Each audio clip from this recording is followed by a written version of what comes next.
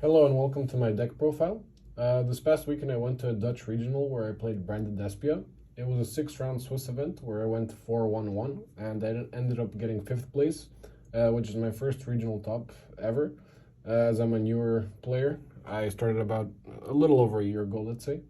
I've been playing this deck ever since Branded Fusion was announced in the OCG, and I've been playing with many different builds, and finally I feel like I've perfected the build to what I want this deck to do, which is why I'm here sharing it today. I will say that my playstyle with this deck is a bit different to others. I really treat this as a toolbox deck where you have many different options with what you want to do. I generally focus on making boards that give me heavy card advantage each turn, but I'll explain that a bit more in detail as I go through the deck. Okay, so to begin, we'll start off with the main deck. And first I'm going to go over the starters of the deck.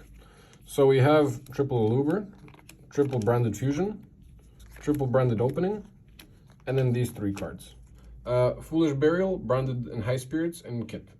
So the first 9 cards, they're standard, like every single list plays those 9 cards. But I looked into the math, so with my 43 card main deck, the probability to open at least one of the 9 cards is 81%. That means that 1 in 5 of your opening hands are not going to have access to Branded Fusion, and that's just bad, because you really want to resolve Branded Fusion every single turn. So over, let's say, a bigger tournament, you're going to brick a lot more than not, which is why I added these 3 cards. So Foolish Burial, standard, you just dump Tragedy, search a Luber, there you go. But these 2 cards, I will say, so for High Spirits, you're either playing this card or you're playing it wrong, honestly. Because here's the thing, let's say you open High Spirits in your hand. There's 2 scenarios. Scenario 1, where you have High Spirits with one of these 9 cards. In that case, you just do your normal combos. And when you make Lubellion, you just discard High Spirits for cost. And then in the end phase, High Spirits comes back to your hand, so it's a free card advantage. Worst case scenario, you don't open one of your 9 starters. You now have High Spirits. You dump another dragon. If you have Saronir in your hand, that's even better because that's going to give you even more follow-up. You search Kit. Kit can now special summon herself because when you have an Albaz Fusion Engrave, Kit can special summon herself, which High Spirits already does this for you. So you automatically have a special summon, searches you Branded Fusion, and sure, it is just a replace, but it's still better like this to have some sort of access to Branded Fusion rather than not have Branded Fusion at all. And on top of that, because you now special summoned Kit, in certain scenarios, it could be even possible that you, with Branded Fusion, send dump a Tragedy, search an Eluber, then normal summon Eluber, and then extend even more from there. With these extra 3 cards, you now have an 89% chance to open at least one of these 12 cards, which makes the deck so much more consistent. Moving on, for the rest of the Despia monsters, we have just 1 Dramaturge and 1 Tragedy. I do not play Adlib. In general, I think Adlib is a good card, but this format, it just has such a big target on its head. Like against Ishizu tier, it really accomplishes nothing. If you target it, they're either going to shuffle it back or they're going to Bystial it. In general, Branded in Red isn't that great this format, so that's why I decided to cut the Adlib. However, Dramaturge, I did include it because I think it's really good. If you can have an end board where you put Dramaturge on field, when they make a Kit, they can't search with it, and they can't use its own effect to send it to grave. So it's going to be harder for them to move the Kit to the graveyard, harder for them to make the mill 5, and if they do end up getting into a Rukalos, it might be without even doing their mill 5. So I think Dramaturge is really good this format, but in future formats we'll see. I'll definitely put back Adlib eventually, but I think this format there's just no reason to play it. Next up, I do play triple Fallen of Albaz. I think it's a must to play 3 in your deck. I see a lot of lists putting just 2, saying that it's enough, but I really disagree that 2 is enough, because here's the thing. Let's say with 3, you always want to have 2 in your deck. But what happens if when you have 2, you open one, and then you have the other in your deck? You're going to use the second one, and then in your follow-up, you might not have access to a Fallen of Albaz in your deck, so you're going to have to use the one in your hand. You won't be able to discard the one in your hand because then you no longer have Fallen of Albazes in your hand or deck, and it's just not good. Whereas like this, even if you open an Albaz, it's not bad, because then you can discard it for one of your effects, and then you have Fallen of Albaz in your grave, which opens up stuff like Cartesia Special Summon. Also, there's another card, which I'll talk about later, that uses Albaz in grave. So I really do think that Albaz is important. Not to mention that in certain scenarios, normal summoning Albaz and using his effect is actually pretty good. Because you only really have a Luber who you want to normal summon.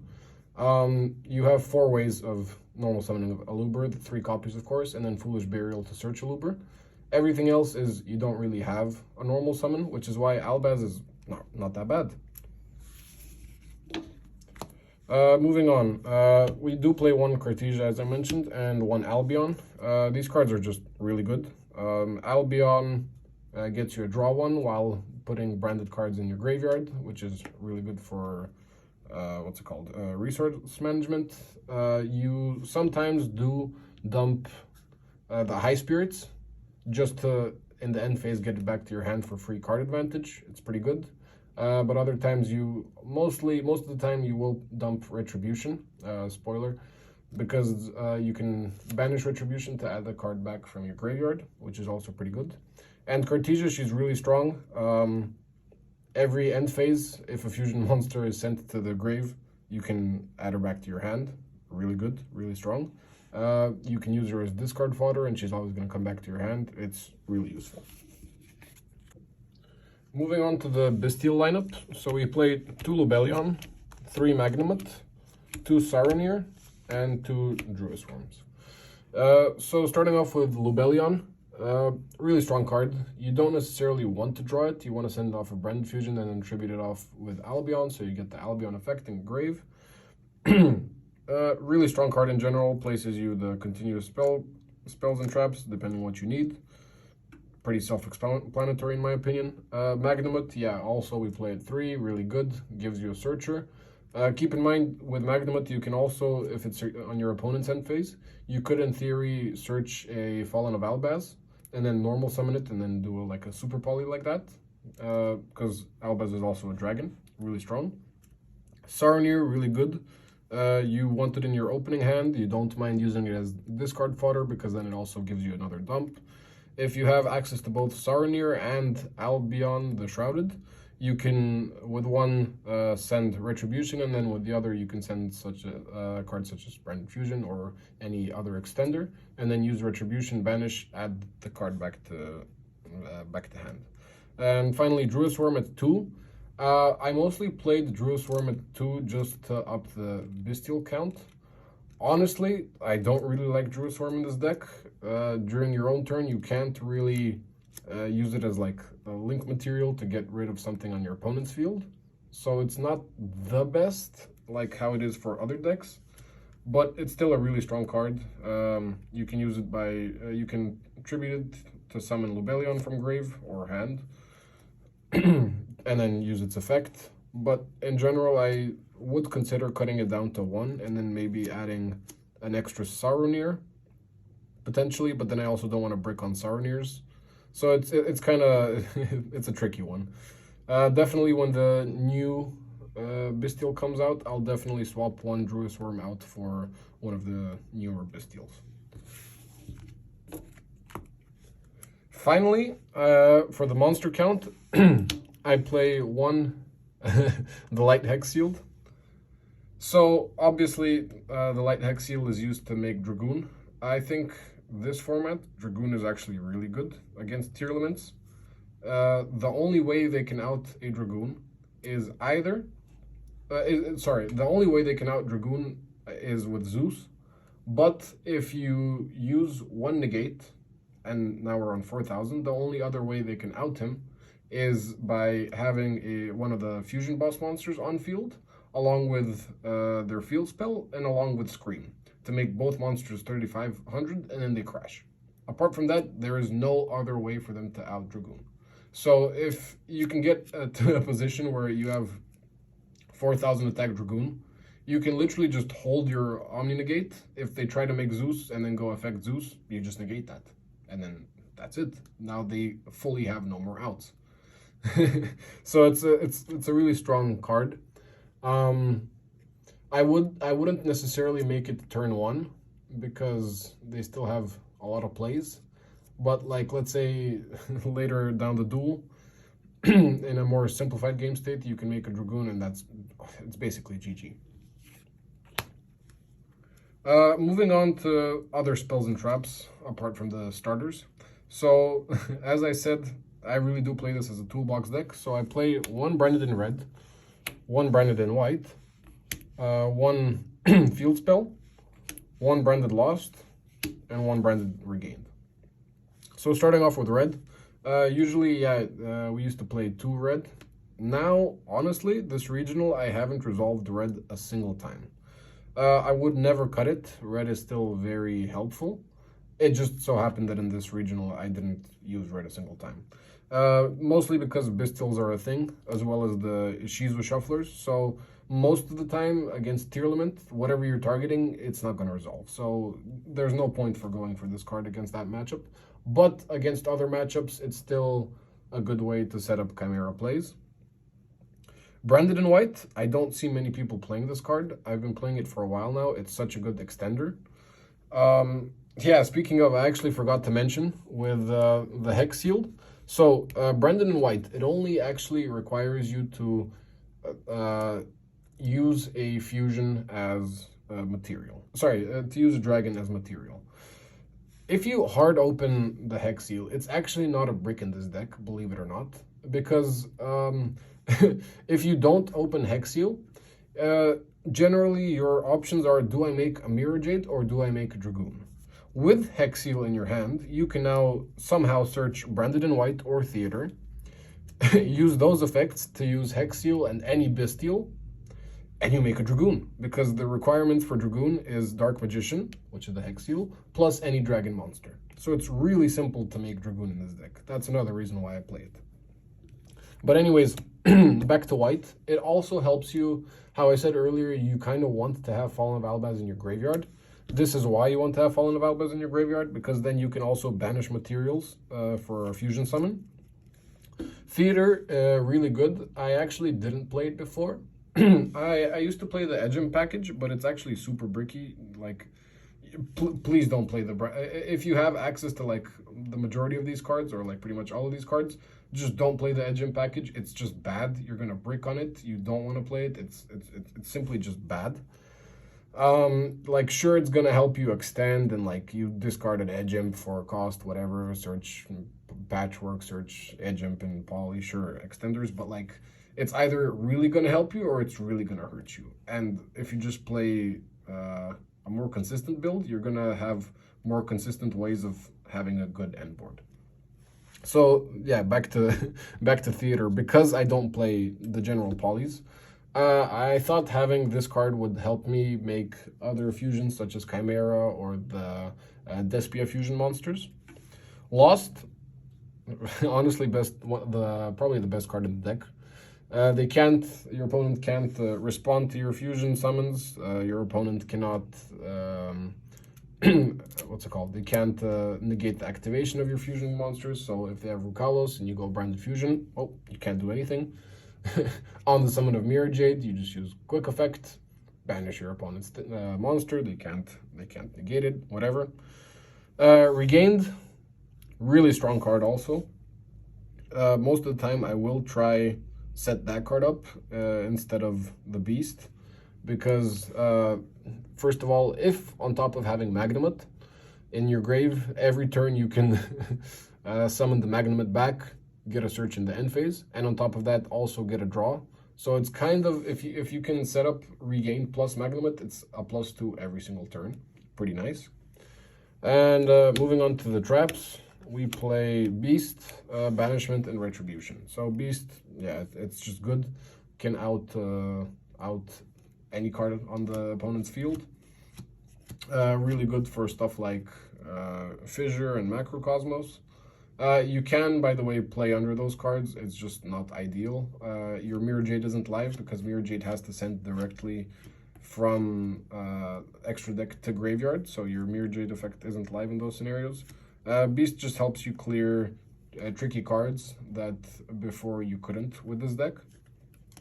Banishment, really good. You'll always, in the general combo, which I'm sure the majority of you already know, where you have Mirror Jade, Lubellion, Beast on field, and then you use your Albion effect to set the banishment, to then target the Albion and then do a Super Poly. Pretty nice, pretty nice. Standard card. Whenever I go second, I side out. Usually I side out both of these cards going second. I like to keep Retribution, especially against tier limits, because if I mill the Retribution, it can add me back a different card. So I start off with card advantage, so it's pretty good. And moving on to just some general staples. So I do play 3 Pot of Prosperity. I do not play Allure. I think Allure is bad. If you look at all the monsters that I mentioned earlier, from all the dark monsters, so let's say you have Allure plus any of the dark monsters. I don't really want to banish any of my dark monsters just to get 2 unknown cards that I don't know what I'm going to draw. I don't want to banish my Allure, most definitely. Let's say you open Allure, and 3 other spells. You don't really want to be banishing your Allure. You don't really want to be banishing your Bystials either. It's just not really that good. Instead, I play Pot of Prosperity, because going first, there are certain cards in the extra deck which you can't make game 1 anyways. I'll explain that later on. But basically, every time I open Prosperity, I just banish 3 for cost and look at the top 3 cards and then take the best card, which is of the top 3.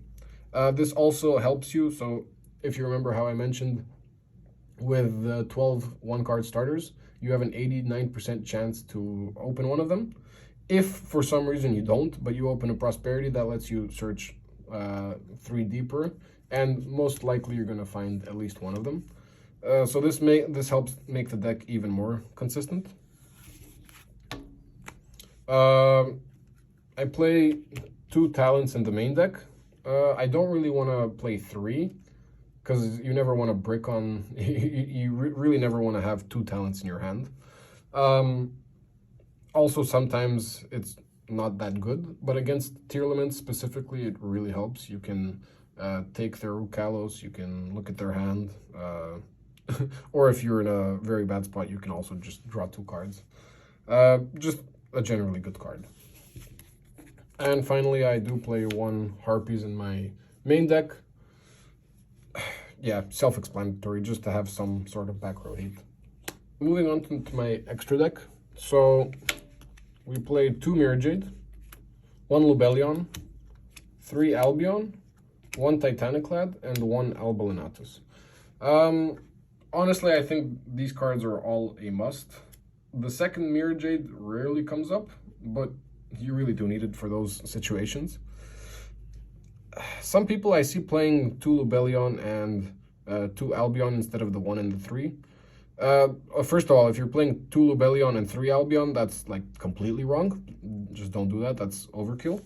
But in my opinion, you don't really need 2 Lubellion, because Lubellion's always going to add himself back to deck.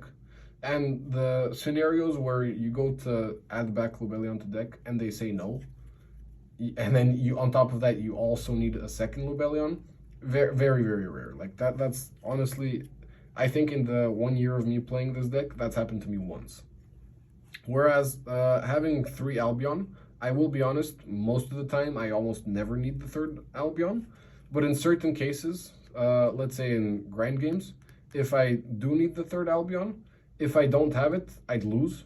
Whereas having it helps me win. So sure, it doesn't come up that often, but it's very necessary.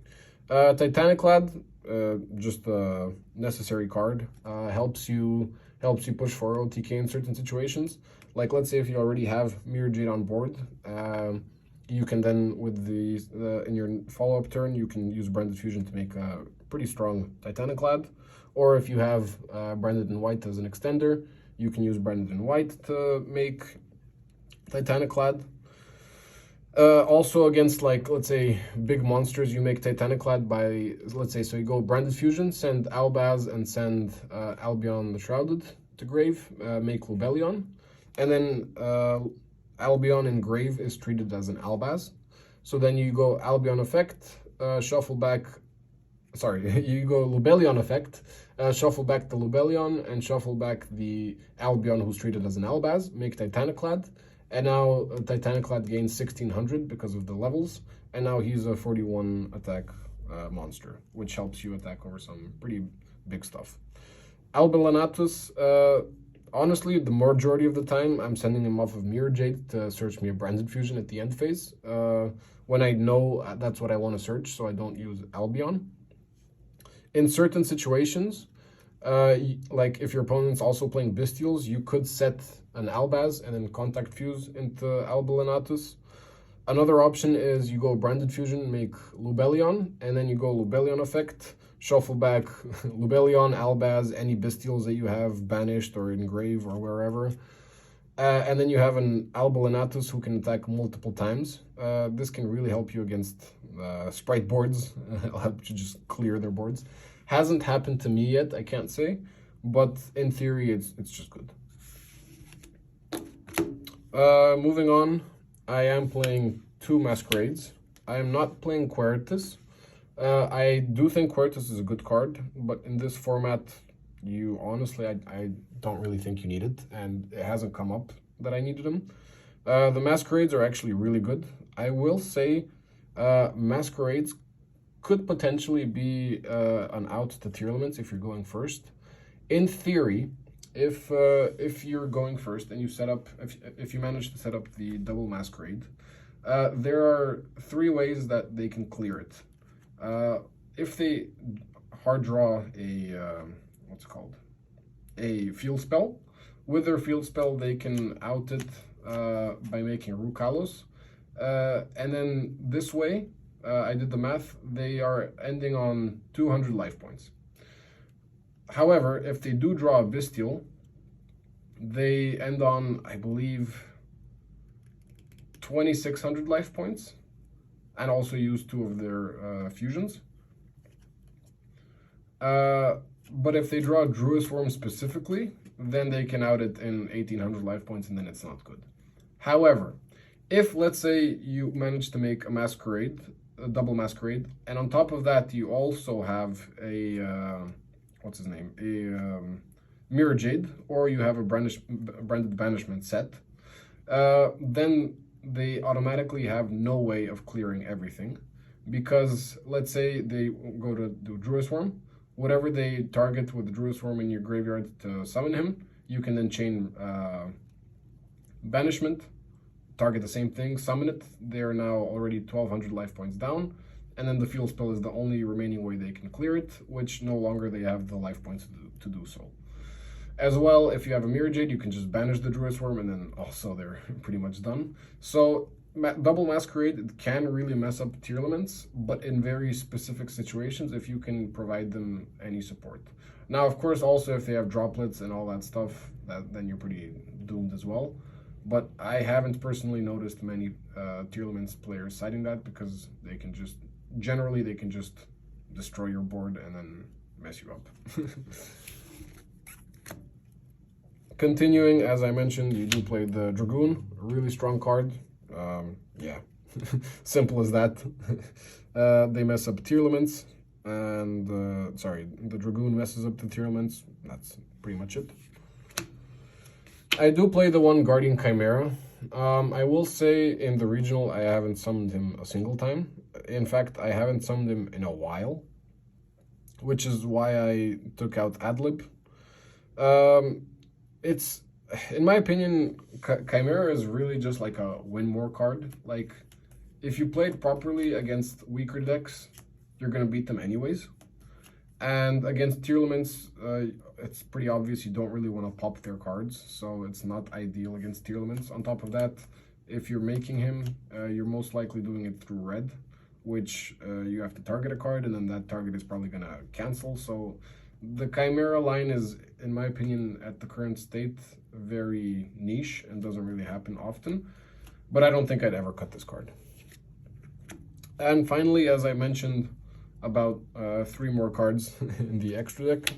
Garura, Dragostapelia, and a Rukalos. So these are the 3 targets that I banish. Actually, sorry, not Dragostapelia. You need Dragostapelia. These 2 are the targets that I generally banish for prosperity, along with either 1 Masquerade or, let's say, Albalinatus as the 3rd.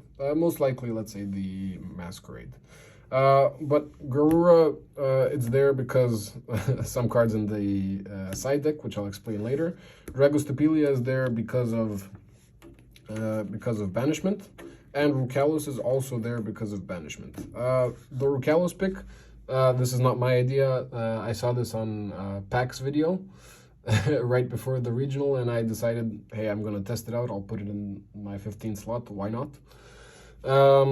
I will say never came up for me, and in fact I will cut it because here's the thing: if your opponent does have a Tearlament plus a Kit Kalos, you can use those exact 2 same materials to just make a Dragostapelia. So sure, Rukalos is a stronger card than Dragostapelia, but in my opinion, having a card slot for Rukalos, which is like a very, very niche interaction, that first of all they have to have 2 of these exact monsters on board, while also not being able to get rid of my target for, like, okay, so let's say with banishment you have to target your Albion. They have to not shuffle back the Albion or not Bystial it, so it's very niche that this whole thing goes through. And even if it does, you can just make a Dragostapelia instead. Which is why I don't really think having Rukalos is a good spot. In the future, I will cut this card and put a Wallow. I will explain why within my side deck.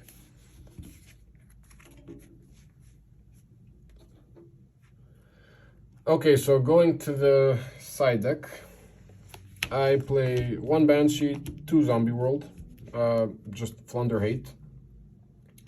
The reason I played 2 Zombie World and not 1 is because ideally I would like to hard draw Zombie World and then just use my Branded Fusion as normal Branded Fusion plays. But in case you don't open Zombie World, then obviously you dump the Banshee and then quick effect Banshee banish to place the Zombie World. Next is Super Poly. This is one of the reasons why I play Garura in the extra deck. So against Tearlaments, it's not really going to help you. That's why I don't put it in the main deck. However, against literally every other pick, it's going to help in some way. So, like, for example, let's say Sprite. They're going to end on, most likely, let's say, Toad, Elf, and then one of the other, what is it, red or orange. Super Poly just clears clears the Elf and the other Sprite. You make Garura, and now you just have to play through 1 Omni Negate. Big whoop, you're going to do it. Any other rogue matchup, this card is good going first or going second because you can most likely break the board. Or you could set it going first and then disrupt them at some point and they're probably going to just pass or have pretty much nothing left. So here's let's say a more spicy pick. I don't really see many players playing this, but I do play 3 Ultimate Slayer in the side. This is mostly for Tearlaments because here's the thing. Against Tearlaments, the Super Poly is not good. So I just side in the Slayers, let them go first, play Slayer, send a Garura, and then bounce their Rukalos. Then Garura also draws me a card, so then I'm still on 6 cards going second, while they have a Rukalos less. Or they can use their Crime and negate it, and then I have 1 less Omni Negate to play around. Really good, in my opinion. Also, why I said Wallow, to put in Wallow. Sure, it's not that often where you'd actually summon Wallow. It's pretty niche, but it does come up from time to time, so it is pretty good. And on top of that, it is an Xyz in the extra deck, so that you can actually use Slayer and then side that into Sprite as well, and then just bounce their Toad. And what are they going to do about it? Then they just have, what, like, you have to play around 1 monster effect negate, well, 2 of them, because they're going to bring that back with Elf. It's nothing to worry about. Then I do play 3 Lightning Storm. Good against trap decks, good against Flunder. Just basically, pop everything. Pretty nice, self-explanatory. And the last 3 cards are 3 evenly. Against against tier limits, I always side in the 3 evenly and the 3 Ultimate Slayer. And honestly, just pray you draw both. If you draw both, they're pretty much done, because you just Slayer bounce their guy. They're gonna most likely crime that if they have crime. If they don't have crime, then sucks. It's gonna get bounced, and then you evenly them pretty good, and then you just play in main phase 2, set up your board, and there's not much they can do from there.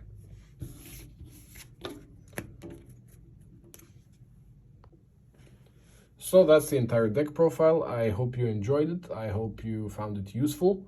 I will be making a combo video in the future and showing also some general test hands. So if you'd like to see that, please like and subscribe. That will be coming very soon. And thank you for watching.